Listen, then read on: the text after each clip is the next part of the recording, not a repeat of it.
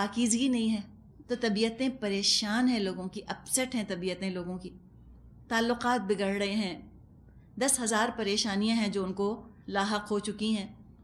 کم کمائے انسان، چٹنی روٹی کھائے، جھونپڑی میں رہ لے، لیکن دعا کریں کہ اللہ ہمیں طیب زندگی دے، پاکیزہ اللہ زندگی دے، دل اور دماغ پرسکون ہو، رشتوں کے اندر پیار ہو، آپس میں اتفاق اتحاد ہو اور محبت ہو۔ اور یہ یقیناً حقیقت میں ہوتا ہے کہ اگر ایمان کی دولت انسان کے پاس ہو اور اصل مقصد وہ بنا لے اللہ کو راضی کرنے کا، تو دنیا کا عیش و عشرت کوئی ضروری نہیں اس کے لیے، زندگی اس کی بڑی پرسکون اور خوشگوار گزرتی ہے۔ اور آگے بھی فرمایا کہ وَلَنَجْزِيَنَّهُمْ أَجْرَهُمْ بِأَحْسَنِ مَا كَانُوا يَعْمَلُونَ، یہ تو ہے دنیا کا صلہ، آخرت میں اللہ ان کے بہترین اعمال کے مطابق انشاءاللہ تعالیٰ ان کو جزا دے گا۔ اب کیا ہوتا ہے کہ جب انسان پاکیزہ زندگی گزارنے کا ارادہ کرتا ہے، گناہوں سے بچنے کا ارادہ کرتا ہے، تو شیطان ہاتھ پہ ہاتھ رکھ کر بیٹھا تو نہیں رہے گا، وہ تو آئے گا، وسوسے ڈالے گا، ورغلائے گا، بری بری باتیں سکھائے گا، غلط رجحان پیدا کرنے کی کوشش کرے گا۔ اس کے بارے میں فرمایا آیت 98 سے 100، فَإِذَا قَرَأْتَ الْقُرْآنَ فَاسْتَعِذْ بِاللَّهِ مِنَ الشَّيْطَانِ الرَّجِيمِ، پھر جب تم قرآن پڑھنے لگو تو شیطان رجیم سے اللہ کی پناہ مانگ لیا کرو۔ حیات طیبہ کا قرآن سے کیا تعلق؟ بتائیے۔ دیکھیں نا، دیکھنے میں تو لگ رہا ہے نا کہ دو باتیں مختلف ہیں، ابھی ذکر تھا حیات طیبہ کا، اب ایک دم ذکر آ گیا قرآن کا۔ قرآن کے علم کے بغیر حیات طیبہ ممکن نہیں، ناممکن، امپاسبل ہے بالکل۔ اور یہ ہم سب اپنی زندگی میں تجربہ کر چکے ہیں اللہ کے فضل سے، خاص طور پہ ہم میں سے وہ لوگ کہ جن کی کچھ زندگی بغیر قرآن کے ساتھ گزری ہے۔ ہو سکتا ہے آپ میں سے کچھ ایسی خواتین خوش قسمت ہوں کہ جنہوں نے قرآن کے سائے ہی میں آنکھ کھولی ہو، ایک لمحہ بھی ان کی زندگی کا بغیر قرآن کے نہ گزرا ہو، یعنی پیچھے سے بزرگ والدین خاندان ہی نیک ہو، دین پر چلنے والا ہو۔ لیکن ہم سب ایسے خوش قسمت نہیں ہیں، ہم میں سے بہت سے ایسے ہیں کہ جن کو زندگی کے بیچم بیچ قرآن نصیب ہوا، یہ روشنی نصیب ہوئی۔ اور ہم پھر فرق کر سکتے ہیں نا، ایک وہ زندگی تھی جو قرآن سے پہلے کی تھی، کیا پتہ اس میں بہت لگژریز بھی ہوں، بہت کچھ اس کے اندر مال اور دولت اور عیاشیاں اور سب کچھ ہو، لیکن جو طیب والی فیلنگ ہے نا وہ نہیں آتی تھی۔ کنٹراسٹ کر کے انسان فیل کر سکتا ہے نا۔ اور جب قرآن کی روشنی آ گئی زندگی کے اندر تو وہ ایک ضمیر کا سکون، زندگی میں برکت، برے گمان سے، برے خیالات سے جو نجات ملتی ہے انسان کو، وہ اتنی بڑی نعمت ہے۔ دوسروں کی خوشیوں کو دیکھ کر خوش ہونا اور دوسروں کے غم کو دیکھ کر اداس ہونا، یہ بھی تو طیب زندگی ہے۔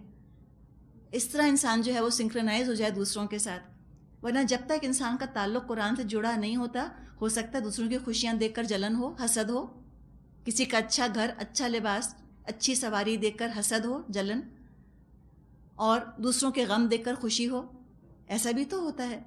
لیکن یہ سب چیزیں بدل جاتی ہیں جب انسان قرآن کے نور سے اپنے دل کو منور کر لے۔ اور قرآن ہی کی طرف سے شیطان دراصل چاہتا ہے کہ انسانوں کو غافل رکھے، وہ تو نہیں چاہتا کہ لوگ پاکیزہ زندگیاں گزاریں۔ شیطان تو چاہتا ہے کہ گندی اور گناہوں سے لت پت ہیں جو کہ زندگیاں گزرتی چلی جائیں، تو جو ہی لوگ قرآن کے پاس آنے لگتے ہیں وہ 10 طرح کے وسوسے ڈالتا ہے۔ تو فرمایا کہ جب قرآن پڑھنے لگو تو اللہ کی پناہ طلب کر لیا کرو، اللہ کی پناہ میں آ جاؤ تاکہ اللہ تم کو شیطان مردود سے بچا لے۔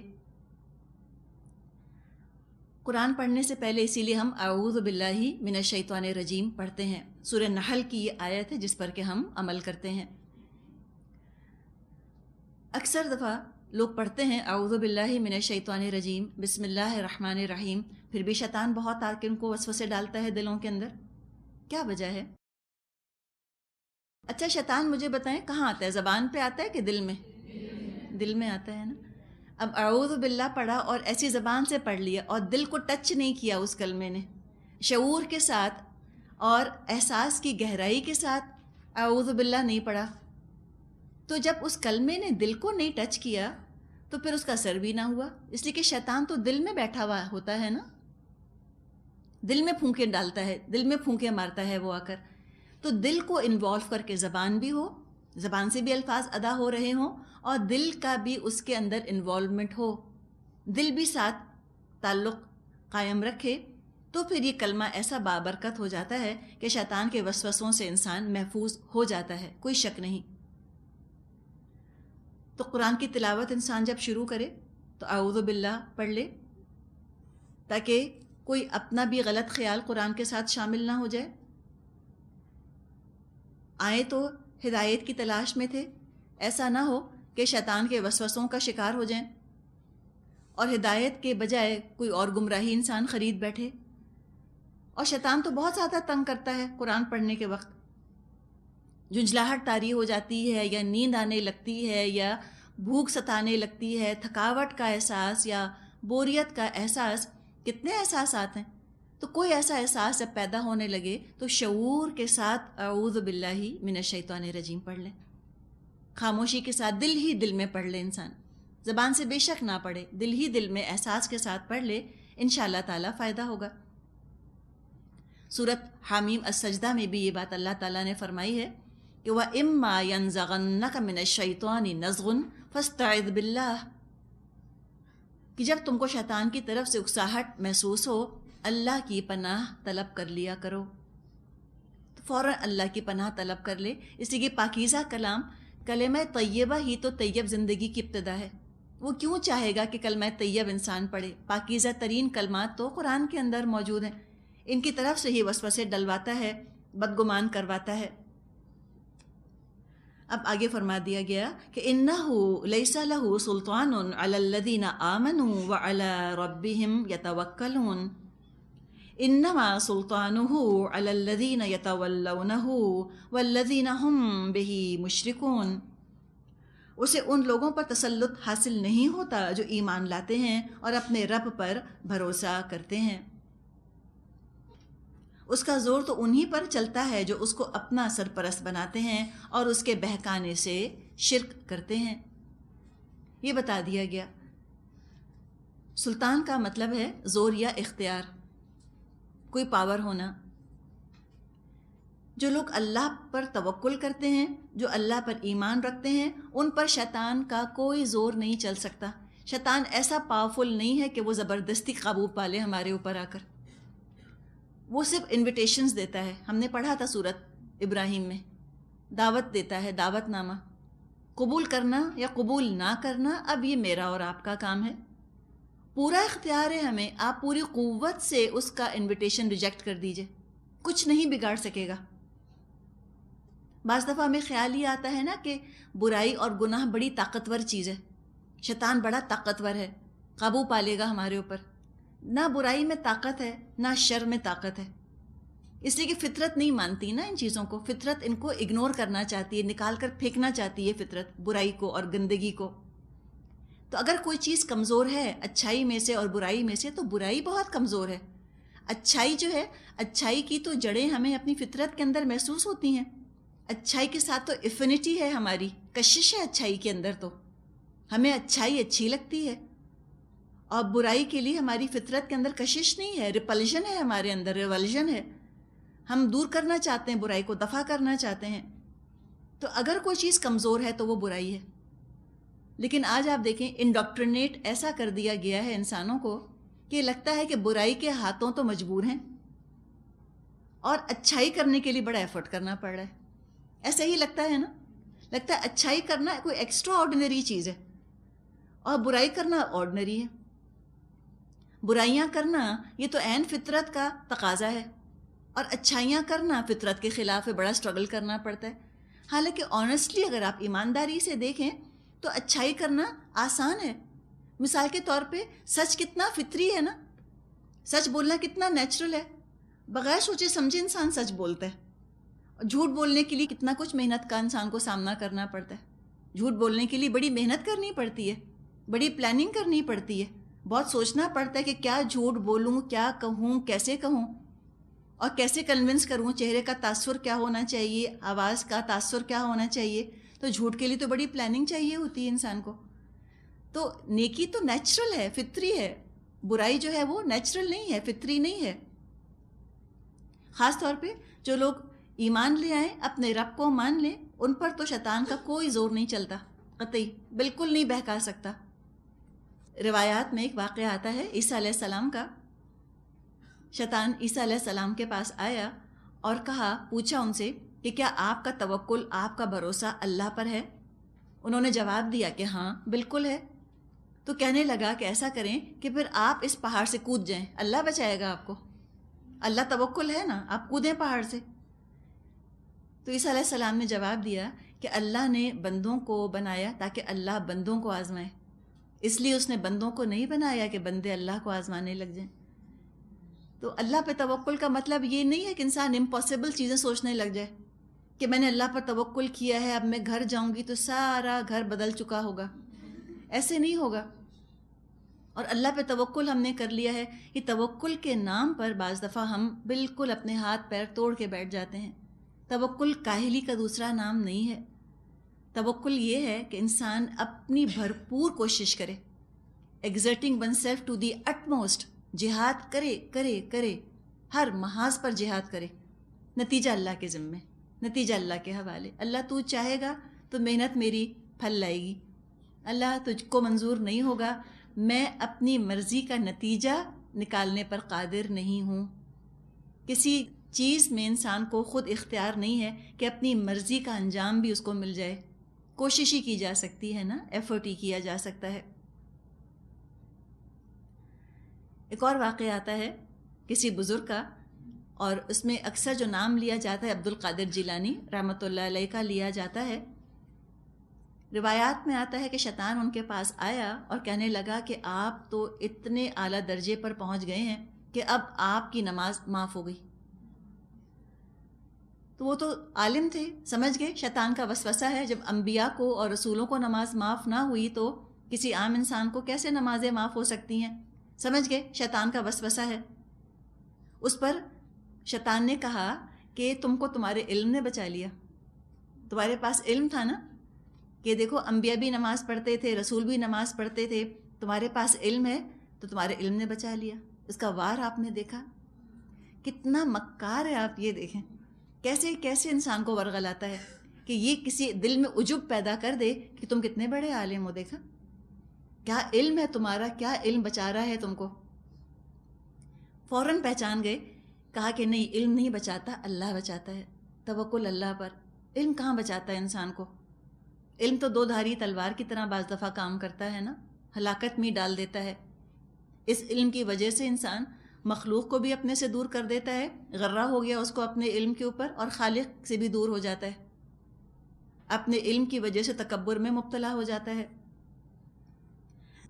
تو توکل تو اللہ پر کرنا ہے، اپنی ذات پہ نہیں، اپنے علم پر نہیں۔ تو اللہ پر توکل یہ ہے کہ سب انسان کو معلوم ہو، سارا علم ہو، توانائی ہو، ٹیلنٹ ہو، لیکن جب تک اللہ کی توفیق نہیں ہوگی، سب کچھ پاس رکھتے ہوئے بھی انسان کچھ کر نہیں پائے گا۔ عمل بھی کرتا ہے تو اللہ کی توفیق سے۔ جیسے آپ خود دیکھیں، بعض دفعہ کتنا کچھ ہے جو آپ نے پڑھ لیا، یاد کر لیا، عین وقت پہ کوئی چیز یاد نہیں آتی، ایسا دماغ پہ تالا پڑ جاتا ہے، زبان اٹکنے لگتی ہے۔ اچھا بعض دفعہ سمپل بات کوئی کہہ رہا ہوتا ہے، خود سمجھ نہیں آ رہی ہوتی، ہوتا ہے نا، ایک سمپل سا اسٹیٹمنٹ ہے جو کوئی آپ کو دے رہے اور آپ بار بار پوچھے جاتے ہیں اس سے کیا کہہ رہے ہو، کیا کہہ رہے ہو، سمجھ میں ہی نہیں آ رہا ہوتا۔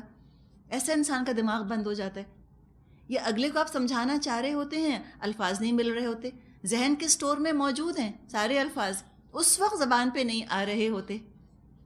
وہ اللہ ہی کے اختیار میں ہے نا، لہو مقالید السماوات والارض، اللہ ہی کے پاس ہیں کنجیاں آسمانوں اور زمین کی۔ ذہن کا بھی تالا اللہ ہی چاہتا ہے تو کھلتا ہے، اللہ نہیں چاہتا تو کچھ نہیں کھلتا۔ تو طرح طرح کے وسوسے جو ہیں وہ ڈالتا ہے، جیسے کہ آگے یہاں بیان فرمایا کہ اس کا زور تو انہی لوگوں پر چلتا ہے جو اس کو اپنا سرپرست بناتے ہیں اور اس کے بہکانے سے شرک کرتے ہیں۔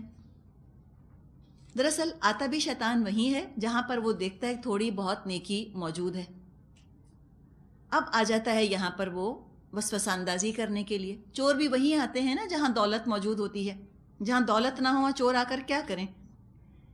اب یہ بھی نیکیوں پر ڈاکہ ڈالنے آ جاتا ہے اس وقت تو بہت ہی معاشرہ دولت مند ہوا ہے. ابھی ابھی رمضان گزرے ہیں، آپ اس وقت بہت امیر ہیں اللہ کے فضل سے، بہت ڈھیر آپ کے پاس نیکیاں ہیں.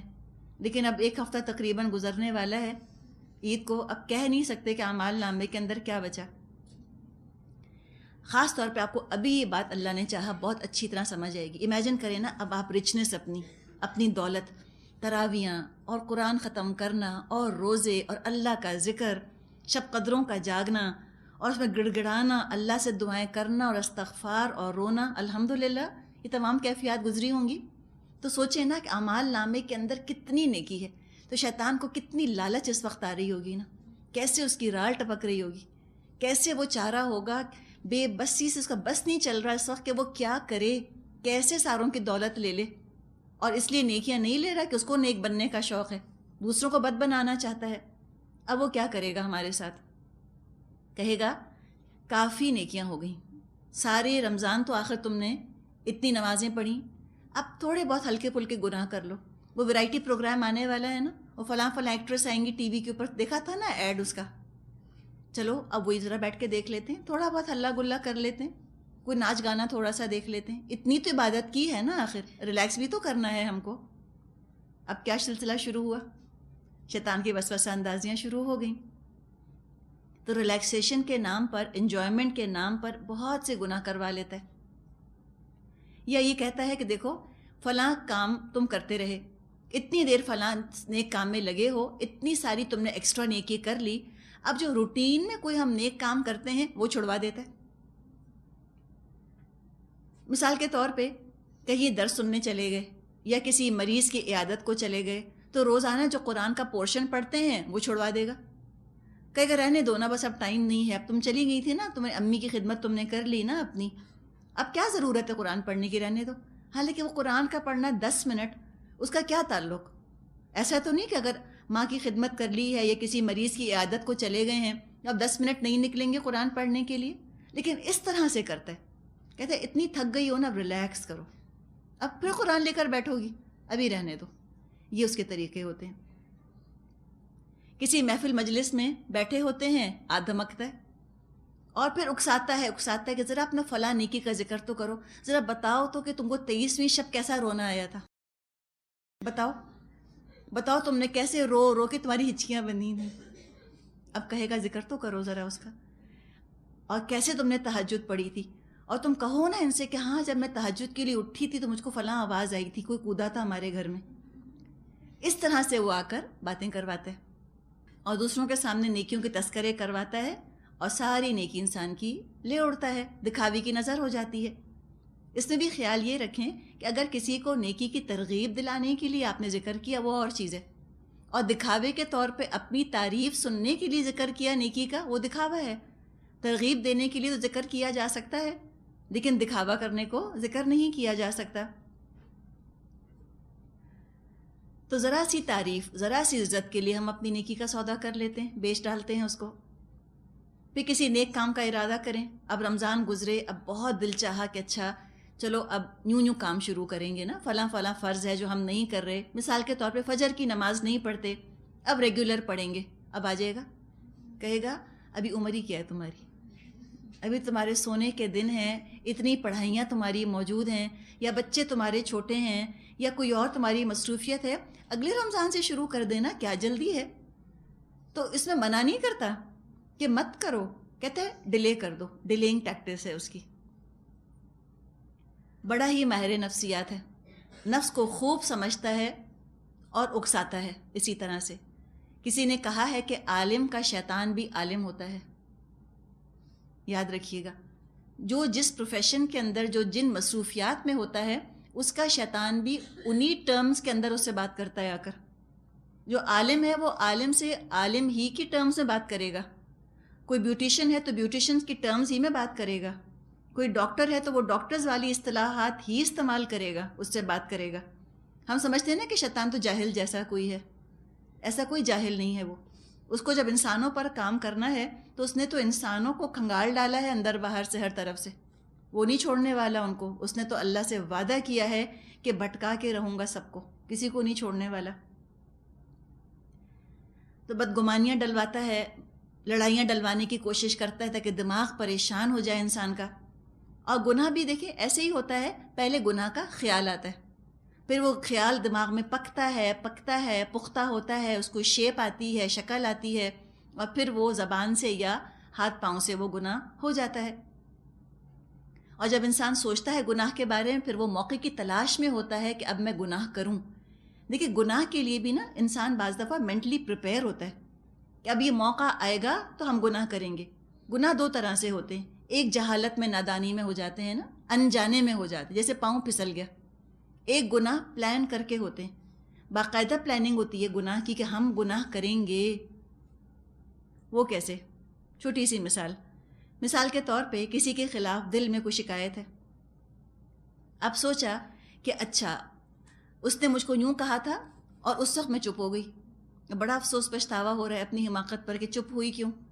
اب سوچنا شروع کیا، آئندہ ملیں گی یہ بات نکالیں گے، یوں بات نکالیں گے، پھر میں یہ کہوں گی ان کو، پھر جب میں ایسے کہوں گی پھر یہ تانا ہوگا، پھر یہ طنز ہوگا. اب باقاعدہ پلاننگ شروع ہو جاتی ہے اس کی، اور موقع کی تلاش میں رہتا ہے انسان. جو ہی موقع ملتا ہے وہ طنز کر بیٹھتا ہے، تانا دے بیٹھتا ہے، گناہ کا ارتکاب ہو جاتا ہے. تو یہ حیات طیبہ ہوئی، کسی کے خلاف بدلہ لینا یا کسی پر طنز کرنے کا پروگرام بنانا یا اس کی بے عزتی کرنے کا سوچنا حیات طیبہ تو نہیں ہے. پریشان ہو جائے انسان اس طرح. تو اس سے بچنے کا واحد طریقہ کیا ہے کہ جو ہی پہلا خیال ٹکرائے آ کر دماغ سے، انسان اعوذ باللہ من الشیطان الرجیم پڑھ لے. سب سے پہلے اللہ کی پناہ حاصل کر لے. اور جب گناہ کا ارادہ وہ چھوڑے گا، اس گناہ کا ارادہ ترک کرنے پر بھی ایک نیکی لکھی جائے گی. لیکن ان سب چیزوں کے لیے ضروری کیا ہے کہ دوستی اللہ سے بہت پکی ہو. استحضار اللہ بالقلب کہا جاتا ہے، اللہ کا احساس دل پر طاری رہے، شعوری طور پر یا غیر شعوری طور پر. اور وہ تو آتا ہی ہے ان لوگوں کے پاس جو اس سے خود دوستی کرتے ہیں. ہاں، اس کا زور کن پہ چلتا ہے؟ انما سلطانہ علی الذین یتولونہ، جو خود اس سے دوستیاں کرتے ہیں، جو خود اس کو انویٹیشن دیتے ہیں شیطان کو کہ تم آؤ ہمارے گھر. مثال کے طور پہ ناپاکی شیطان کو بہت پسند ہے، تو بغیر غسل کے، بغیر وضو کے اگر لوگ گھروں میں رہتے ہیں، شیطان کو مدعو کرتے ہیں. یا حرام مال گھر میں آ رہا ہو، یا حرام چیزیں کھائی جا رہی ہوں، یا شراب پی جا رہی ہو، یا جوا کھیلا جا رہا ہو، یا غیر اللہ کی نظر نیاز کی جا رہی ہو، یہ سب شیطان کی پسندیدہ چیزیں ہیں. شیطان دوستی کرتا ہے پھر ایسے لوگوں سے. ایسی چیزیں گھر میں رکھنا جس کی وجہ سے فرشتے گھر میں نہیں آتے، مثال کے طور پہ کتے یا تصویریں، تو بھی فرشتے نہیں آئیں گے. جہاں فرشتے نہیں آئیں گے وہ جگہ ویکیوم تو نہیں رہتی، خلا تو نہیں رہتا، پہ شیطان آ جاتا ہے. اسی طرح گھروں میں رہتے ہوئے غصہ بہت کرنا، اس سے بھی شیطان آتا ہے. شیطان نے ہم کو یہ سکھا دیا کہ بہت غصہ کرنا تو عین خاندانی ہونے کی دلیل ہے. لوگ کہتے ہیں جب تک غصہ نہ کرو یہ تو بات ہی نہیں سنتے. اس طرح جسٹیفائی کر لیا جاتا ہے غصے کو. ایک دفعہ ایک شخص تھا جو کہ ابو بکر رضی اللہ تعالیٰ عنہ کو بہت برا بھلا کہہ رہا تھا. ابو بکر خاموشی سے سن رہے تھے.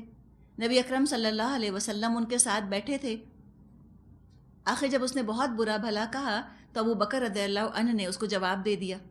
تو نبی اکرم صلی اللہ علیہ وسلم اٹھ کر چلے گئے. تو آپ نے پوچھا جا کر ابو بکر نے کہ آپ کیوں اٹھ کر چلے گئے؟ آپ نے فرمایا جب تک تم خاموش تھے، وہ شخص تم کو برا بھلا کہہ رہا تھا، تمہاری طرف سے ایک فرشتہ جواب دے رہا تھا. ہمارے یہاں کیا سمجھا جاتا ہے خاموش رہنے کو؟ حماقت کی دلیل، بے وقوفی. ہم کہتے ہیں اتنی بے وقوف ہیں. اپنے آپ کو بعض خواتین کہتی کہ میں تو اتنی بے وقوف ہوں، مجھ کو تو جواب ہی دینا نہیں آتا. یہ بے وقوفی کی دلیل نہیں ہے، عقل مندی کی دلیل ہے. خاموش ہو جائیں. اتنا ڈگنیفائڈ رہتا ہے انسان.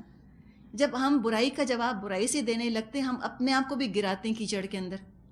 اور اگر کوئی آپ کو برا بھلا کہہ رہا ہے، خاموش رہیں، فرشتہ جواب دے رہا ہے آپ کی طرف سے. انشاءاللہ اگلے پر آپ کی ہیبت طاری ہوگی آپ کی خاموشی کی وجہ سے.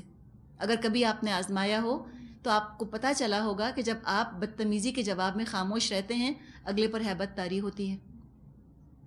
تو فرشتہ جواب دے رہا تھا. آپ نے یہ فرمایا لیکن پھر آپ نے کہا کہ جب تم نے جواب دینا شروع کیا تو فرشتہ چلا گیا اور اس کی جگہ شیطان آ گیا، اور میں اور شیطان ایک جگہ نہیں رہ سکتے۔ تو ذرا سا ہمیں سوچنے کی ضرورت ہے نا، یہ باتیں سننے میں تو بہت پیاری لگتی ہیں، لیکن اس تصور میں لے کر آئیے صورتحال کو، جب یہ ریئل لائف سچویشن بن جائے، اس میں ہم خاموش اگر رہیں تو انشاءاللہ تعالیٰ یہ بھی چیز بہت بہتری کا سبب بنے گی۔ اور چیزیں جو شیطان کو بہت پسند ہیں، تکبر تو بے انتہا پسند ہے اس کو، اپنے آپ کو دوسروں سے بہت اعلیٰ افضل سمجھنا، سب کو اپنے سے نیچ اور حقیر سمجھنا، اللہ کو یاد نہ کرنا، گھروں کو قبرستان بنا لینا، نہ نمازیں پڑھنا گھروں میں، نہ دعائیں مانگنا رب سے۔ تو جب دل اللہ کی یاد سے خالی ہوں گے اور عمل نیکیوں سے خالی ہوں گے اور گھر ذکر سے خالی ہوں گے، تو اس خالی گھر کے اندر اگر شیطان نہیں آئے گا تو پھر کون آئے گا؟ شیطان نما دوست بھی آئیں گے، انسانوں کی شکل میں بھی شیطان ہوں گے، شیطان نما انسان، اور شیطان تو پھر ہوگا ہی، اور پھر ہر چیز جو دین سے متعلق ہے بری لگنے لگے گی، دین کے بارے میں شکوک اور شبہات پیدا ہونے لگیں گے، ہر طرح کا ریٹرک اور لاجک ہوگا دین کو ہرانے میں، دین کو نیچا کرنے میں۔ کوئی بات ایسی پتہ چل جائے کہ دین پر عمل نہ کرنا پڑے، چاہے مولویوں کو برا بھلا کہہ کر یہ مقصد حاصل ہو، چاہے دین کو برا بھلا کہہ کر، یا جنرل مسلمانوں کو یا قرآن حدیث کو نعوذ باللہ برا بھلا کہہ کر، تو اپنی گمراہی کے اندر وہ بڑھتے ہی چلے جاتے ہیں۔ پھر آگے فرمایا آیت 101، وَإِذَا بَدَّلْنَا آيَةً مَكَانَ آيَةٍ وَاللَّهُ أَعْلَمُ بِمَا يُنَزِّلُ قَالُوا إِنَّمَا أَنْتَ مُفْتَرٍ بَلْ أَكْثَرُهُمْ لَا يَعْلَمُونَ۔ جب ہم ایک آیت کی جگہ دوسری آیت نازل کرتے ہیں اور اللہ بہتر جانتا ہے کہ وہ کیا نازل کرے، تو یہ لوگ کہتے ہیں یہ قرآن تم خود گھڑتے ہو۔ اصل بات یہ ہے ان میں سے اکثر لوگ حقیقت سے ناواقف ہیں۔ سب سے بڑا وار شیطان کا قرآن میں شک ڈالنا۔ یہودیوں نے بھی یہی اعتراض کیا، جو شیطان والا وسوسہ ان کے اوپر حاوی ہو گیا۔ انہوں نے کہا کہ تورات ہوتے ہوئے کسی اور کتاب کی کیا ضرورت تھی؟ یعنی حیات طیبہ کا سرچشمہ جو یہ اللہ کا کلام ہے، اسی کے بارے میں شک ڈال دیتا ہے وہ، تو اسی کے بارے میں شک ہو جائے گا، اس کو چھوڑ کے حیات طیبہ کہاں ملے گی؟ تو یہاں پر ان کے اس شک کا ذکر کیا گیا کہ یہ کہتے ہیں کہ یہ تو قرآن تم نے خود ہی گھڑ لیا، یہ کوئی پاک کلام نہیں ہے، اللہ کی طرف سے نہیں آیا، اس میں تو انسان کے ذہن کی آلودگی شامل ہے۔ یہاں صرف اعتراض نقل کیا گیا، سورہ بقرہ میں اس کا جواب ہم نے پڑھا تھا کہ ہم جس آیت کو منسوخ کر دیتے ہیں یا بھلا دیتے ہیں، اس کی جگہ اس سے بہتر لاتے ہیں یا ویسی ہی۔ فرمایا جواب دیجیے آپ ان کو، آیت 102، قل نزلہ روح القدس من ربک بالحق لیثبت الذین آمنوا وہدی وبشریٰ للمسلمین۔ ان سے کہو اسے تو روح القدس نے ٹھیک میرے رب کی طرف سے بتدریج نازل کیا ہے، تاکہ ایمان لانے والوں کے ایمان کو پختہ کرے اور فرما برداروں کو زندگی کے معاملے میں سیدھی راہ بتائے اور انہیں فلاح اور سعادت کی خوشخبری دے۔ تھوڑا تھوڑا کر کے اللہ تعالیٰ نے نازل فرمایا قرآن کو تاکہ لوگ سمجھ سکیں۔ دراصل تعلیم دینا، ہدایت دینا مقصد تھا۔ جیسے جیسے اسلام کے راستے پر آگے بڑھتے جاتے ہیں، اس کے حساب سے قرآن میں ہدایات آتی چلی جاتی ہیں۔ تو روح القدس نے، مراد ہے جبریل علیہ السلام نے، اس قرآن کو نازل فرمایا لِيُثَبِّتَ الَّذِينَ آمَنُوا، تاکہ ثابت قدم کر دیا جائے ان لوگوں کو جو ایمان لائے، اور ہدایت کا ذریعہ ہے قرآن، اور خوشخبری ہے مسلمانوں کے لیے۔ حقیقت ہے کہ جو چیز تدریجاً آتی ہے نا، گریجولی آتی ہے، رفتہ رفتہ آتی ہے، وہ زیادہ پر اثر ہوتی ہے۔ قرآن بھی رفتہ رفتہ نازل ہوا، ذہنوں کو مانوس کیا، بہت سے اجنبی کنسیپٹس ہیں جو قرآن نے دیے جس سے کہ لوگ واقف نہیں تھے، فیملیئر نہیں تھے۔ نامانوس چیز سے انسان وحشت محسوس کرتا ہے، اس وحشت کو دور کیا گیا، آہستہ آہستہ ان کو مانوس کیا گیا، انسیت دلائی گئی۔ تو پہلے لوگوں کی وحشت دور ہوئی، پھر وہ فیملیئر ہوئے، مانوس ہوئے، پھر ان کے دل میں قرآن کی انسیت اور محبت پیدا ہو گئی۔ یہی حال ہم سب اپنا محسوس کر سکتے ہیں۔ کچھ باتیں شروع میں تو بالکل اجنبی لگتی تھیں، نہ کبھی سنی نہ کبھی دیکھی، یقین نہیں آتا تھا یہ دین کا حصہ ہیں۔ آہستہ آہستہ پھر وہ اجنبیت دور ہوتی ہے، پھر فیملیئر ہوتی ہیں وہ باتیں، پھر دل قبول کرتا ہے، ذہن قبول کرتا ہے، پھر ان چیزوں سے محبت ہو جاتی ہے، انسان کو بہت اچھی لگنے لگتی ہیں۔ تو جو اللہ تعالیٰ نے دین دیا، قرآن کے اندر جو نظام دیا، ایک قابل عمل نظام ہے جو کہ اللہ تعالیٰ نے دیا ہے، یہ انسانوں کے لیے اترا ہے۔ قرآن میں یہ نازل ہوا ہے، اور آہستہ آہستہ اللہ تعالیٰ نے اس نظام کو اپنے نبی کے ذریعے امپلیمنٹ کرایا، اور ہر فیلڈ میں، ہر جگہ لوگوں کو، ہر زندگی کے گوشے میں لوگوں کو ہدایت مل گئی۔ قرآن کی ہدایت صرف عبادات سے متعلق تو نہیں ہے، قرآن کی ہدایت تو ہماگیر ہے، چاروں طرف ساری زندگی کا کونا کونا انسان کا روشن ہو جاتا ہے اور جگمگا جاتا ہے ہدایت کی وجہ سے۔ اور خوشخبری ہے کس کے لیے؟ مسلمین، فرما برداروں کے لیے ہے خوشخبری، جو بات مانیں۔ آیت 103، وَلَقَدْ نَعْلَمُ أَنَّهُمْ يَقُولُونَ إِنَّمَا يُعَلِّمُهُ بَشَرٌ لِسَانُ الَّذِي يُلْحِدُونَ إِلَيْهِ أَعْجَمِيٌّ وَهَذَا لِسَانٌ عَرَبِيٌّ مُبِينٌ۔ ہمیں معلوم ہے یہ لوگ تمہارے متعلق کہتے ہیں اس شخص کو ایک آدمی سکھاتا پڑھاتا ہے، حالانکہ ان کا اشارہ جس آدمی کی طرف ہے اس کی زبان عجمی ہے اور یہ صاف عربی زبان ہے۔ کفار مکہ مختلف اعتراضات کیا کرتے تھے قرآن پر۔ اب جو اعتراض کی نظر سے قرآن کو پڑھے گا وہ ہدایت نہیں پائے گا، جو ہدایت کی نظر سے پڑھے گا وہی نجات پائے گا۔ اب وہ اعتراض کیا کرتے تھے کہ یہ تو کوئی شخص ہے جو ان کو، محمد کو صلی اللہ علیہ وسلم کو آ کر یہ سکھا دیتا ہے کلام، اور یہ اپنا نام لے کر اس کو پیش کر دیتے ہیں۔ اور مختلف لوگوں کے وہ نام لیا کرتے تھے۔ ایک عورت کا یہودی غلام تھا، ابو فقیہ اس کا نام تھا، وہ کچھ تورات کا علم رکھتا تھا، تو کفار نے الزام لگایا کہ یہ ابو فقیہ سے سیکھتے ہیں۔ ایک اور شخص تھا، ایک رومی غلام تھا، عامر بن الحضرمی اس کا نام تھا، تو وہ کہتے تھے کہ یہ ان کو قصے کہانی آ کر سکھاتا ہے، اور یہ اپنا نام لے کر اس کو پیش کر دیتے ہیں کہ مجھ پر یہ وحی آئی ہے اور یہ اللہ کا کلام ہے۔ تو قرآن نے نام تو نہیں لیا کسی کا، لیکن یہ ضرور اشارہ کیا کہ یہ لوگ الزام لگاتے ہیں نبی اکرم صلی اللہ علیہ وسلم پر کہ کوئی شخص ہے جو آ کر ان کو سکھاتا ہے۔ فرمائے جس کا بھی نام لیتے ہیں اس کی تو زبان عجمی ہے، یعنی عرب اسپیکنگ نہیں ہے وہ، اور قرآن ہے یہ تو مبین عربی زبان میں نازل کیا گیا۔ عربی زبان پر ہم پہلے بھی بات کر چکے ہیں۔ عرب کا جو لفظ ہے اس کا مطلب آپ کو بتایا تھا نا، ریگستان۔ ایک اور بھی اس کا مطلب ہوتا ہے عرب کا، اس کا مطلب ہوتا ہے ظاہر ہونا، مینیفسٹ کرنا کسی چیز کو۔ اعراب لفظ بھی اسی سے بنا ہے، کسی لفظ کی حالت کو ظاہر کرنا، کہ رفع میں ہے، نصب میں ہے، جر میں ہے، اس کو اعراب کہتے ہیں۔ تو عربی وہ زبان جس میں کہ الفاظ ایسے ہیں جو جذبات کا، احساسات کا اظہار بہت اچھی طرح کر سکتے ہیں۔ بہت وسیع زبان ہے عربی۔ عرب کے مقابلے میں باقی زبانوں کو عجمی کہا جاتا ہے۔ اس کا مطلب ہوتا ہے گونگا پن، عجمن کا مطلب ہوتا ہے گونگا پن، ڈم ہونا۔ تو فرمائے کہ یہ تو بہت خوبصورت عربی زبان میں قرآن نازل ہوا ہے،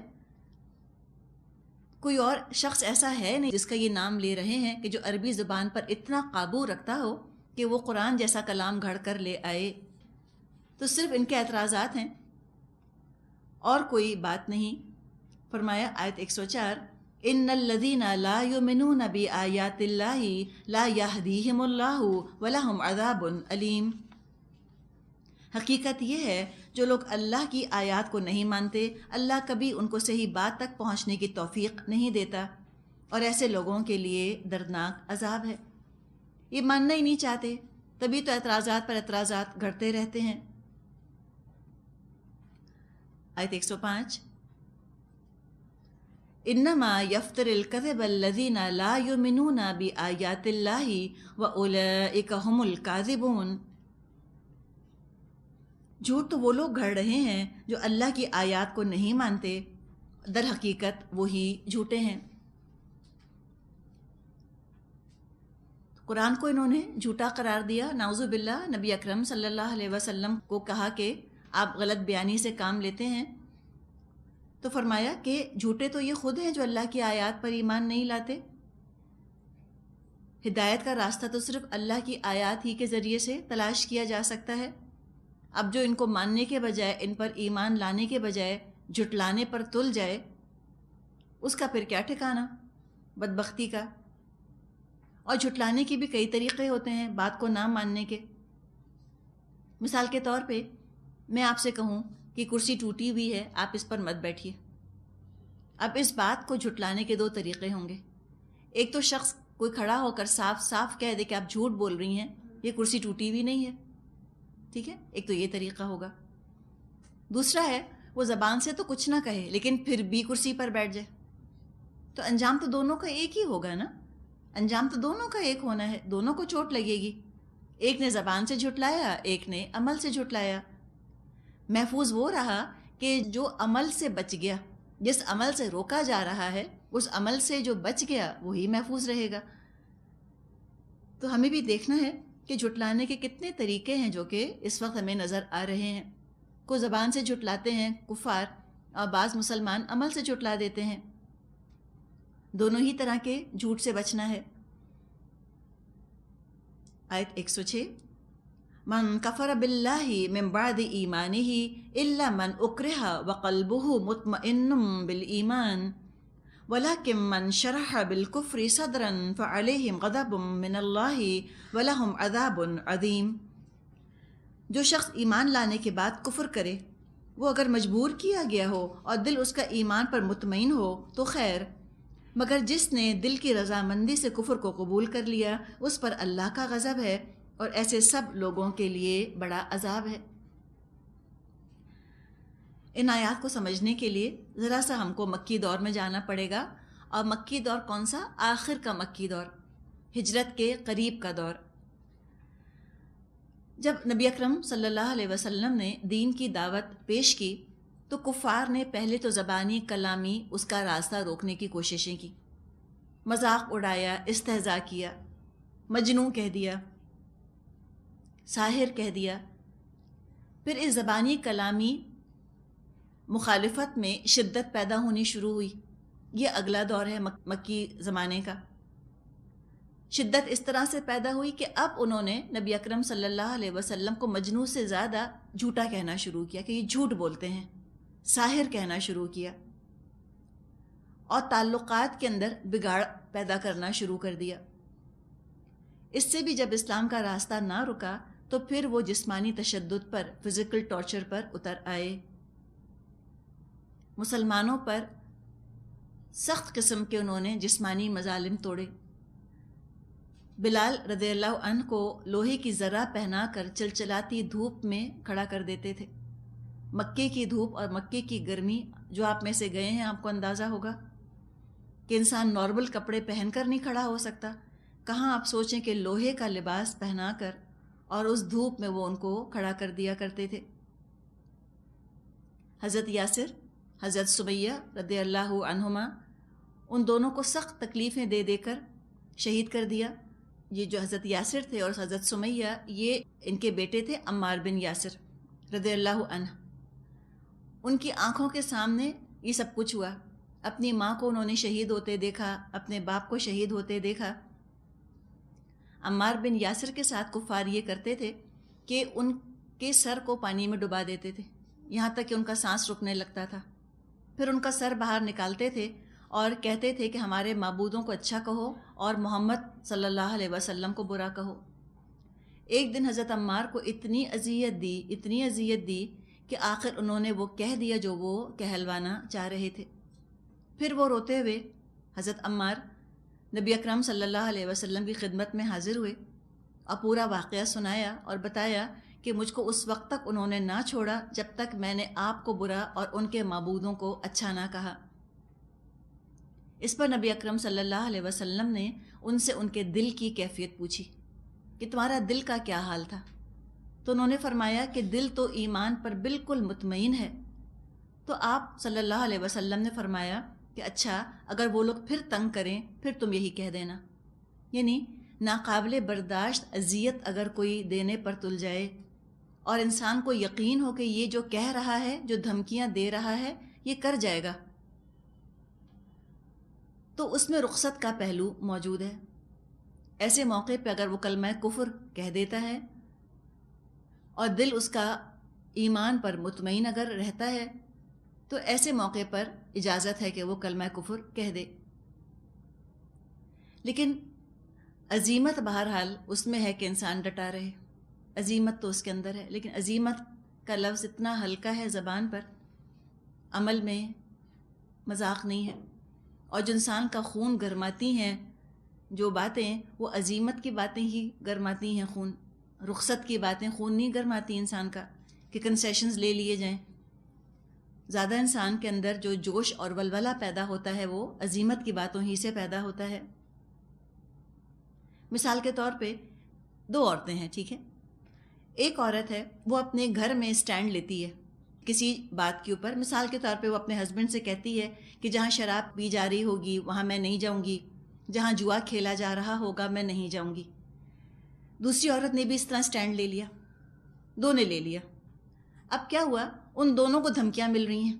شوہر طلاق کی دھمکی دے رہا ہے یا مار پیٹ پر آمادہ ہو گیا ہے یا کسی اور طرح سے اذیت پہنچا رہا ہے. دونوں عورتیں اذیت برداشت کر رہی ہیں.